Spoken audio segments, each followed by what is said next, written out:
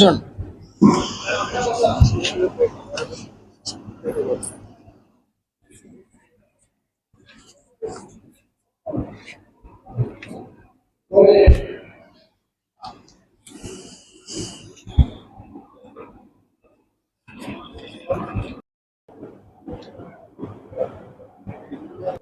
అందరికీ నమస్కారం.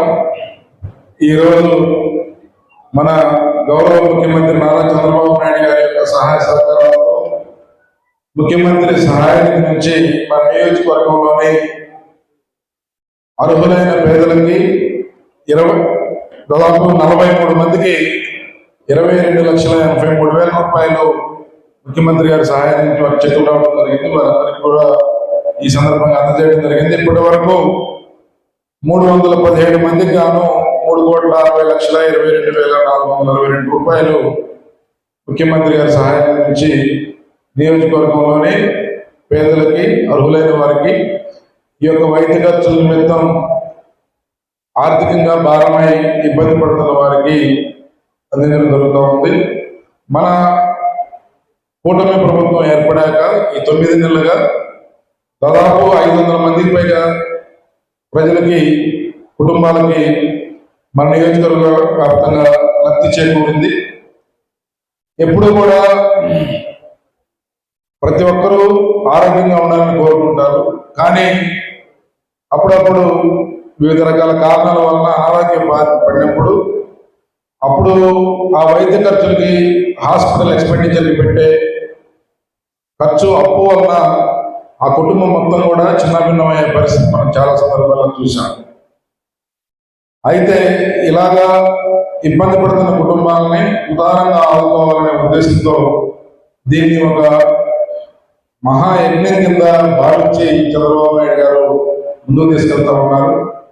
గతంలో 5 సంవత్సరాలు ఎన్నో వేల కోట్ల రూపాయలు పేదలకు ఉచితంగా ఇస్తున్నామని చెప్పుకున్న వైఎస్ఆర్ కాంగ్రెస్ పార్టీ ప్రభుత్వం, జగన్మోహన్ రెడ్డి గారి ప్రభుత్వం ఇలాంటి పేదలకి సహాయపడే ముఖ్యమంత్రి సహాయ నిధిని కంప్లీట్ గా నిర్వీర్యం చేశారు. కనీసం వైఎస్ఆర్ కాంగ్రెస్ పార్టీ సానుభూతి పరులు కూడా ఒకళ్ళంటే ఒకళ్ళు కూడా లబ్ధి చేకూరే పరిస్థితి ఆ రోజు లేకుండా పోయింది.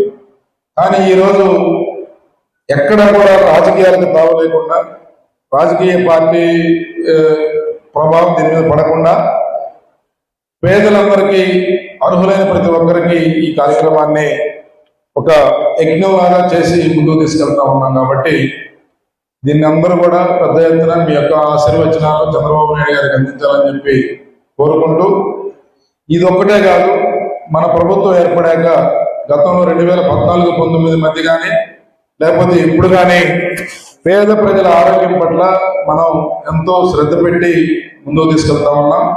మన మార్టూరులో కమ్యూనిటీ హెల్త్ సెంటర్ ఉంది, ప్రభుత్వ ఆసుపత్రి. గతంలో 10 మంది కూడా ఆ హాస్పిటల్కి వెళ్ళేవాళ్ళు కాదు. అలాగే మన పర్చూరులో కూడా ఉంది, కనీసం నెలలో 10 మంది కూడా వెళ్ళే పరిస్థితి లేదని. కానీ ఈరోజు ఆ 2 హాస్పిటల్స్లో రోజుకి 250 నుంచి 300 మంది ప్రజలు వెళ్ళి వారి యొక్క ఆరోగ్యాన్ని బాగు చేసుకోవడం కోసం అక్కడ డాక్టర్ సేవలు, హాస్పిటల్ సేవలు తీసుకుంటా ఉన్నారు. దీని ద్వారా కోట్లాది రూపాయల ప్రజాధనం వృధా కాకుండా, అప్పుల బారిన పడకుండా చిన్న చిన్న సమస్యలకి ఆడ పరిష్కారం దొరుకుతా ఉంది. ఈరోజు ఆ హాస్పిటల్లో డెలివరీ కూడా ఉచితంగా చేసి ప్రభుత్వ పథకాలు కూడా వారికి అందించడం జరుగుతూ ఉంది. ఈ రకంగా నిత్యం మన అలాగే ప్రైమరీ హెల్త్ సెంటర్స్ దాదాపు మన నియోజకవర్గంలో ఉన్న ప్రతి సెంటర్ను కూడా పూర్తి స్థాయిలో స్ట్రెంథెన్ చేయడం జరిగింది. ఇంకా దగ్గుబాటు ఇంకోళ్ళు ఇట్లాంటి చోట రిక్వైర్మెంట్ ఉంది, దాన్ని ఇంకా కొంచెం ఇంప్రూవ్ చేయాల్సిన అవసరం ఉంది. అలాగే మన వలపర్ల లాంటి ప్రాంతాల్లో ఒక ప్రైమరీ హెల్త్ సెంటర్ కొత్తవి అవసరం ఉంది. వలపర్లు కానీ, మోటపల్లి కానీ ఇట్లాంటి ప్రాంతాల్లో ఒక కార్నర్లో ఉండి టౌన్కి రావాలన్నా, లేకపోతే దగ్గరలో ఉన్న కమ్యూనిటీ హెల్త్ సెంటర్ కానీ, ప్రైమరీ హెల్త్ సెంటర్ కానీ, అనుసంధానం కానీ గ్రామాలు ఉన్నాయి. వాటిట్లో కూడా ప్రభుత్వానికి ఇప్పటికే నివేదికలు పంపించారు.